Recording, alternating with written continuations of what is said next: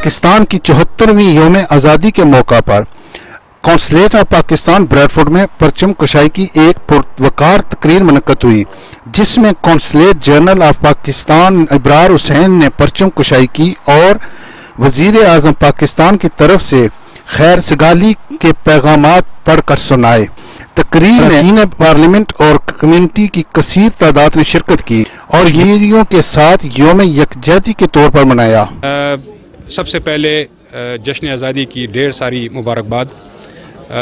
इस दिन हमने सिर्फ ये अहद करना है कि हमने अपने हिस्से का काम, अपना हिस्सा पाकिस्तान की तरक्की और खुशहाली में डालना है in our own humble way, and this is how we will create a big impact and make Pakistan a great nation. कौम को जो है मुबारकबाद पेश करता हूँ। मेरी दुआ है कि क़यामत तक जो है ये मुल्क पाइंदा ताबिंदा रहे और इस मौके पर हमें कश्मीरियों को भी अपनी दुआ में याद रखना चाहिए। और आज के दिन मजलूम कश्मीरियों को ये पैगाम है कि पाकिस्तान की पूरी कौम पूरी ताकत के साथ आपकी पुष्ट पे खड़ी है। पाकिस्तान जिंदाबाद।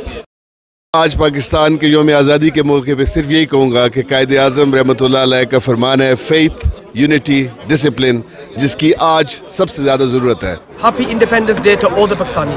जी, पाकिस्तानियों ने पूरे जोश और खरोश से आज पाकिस्तान यौम आज़ादी बनाया है। फराज चौधरी, अदालत न्यूज़, ब्रैडफोर्ड।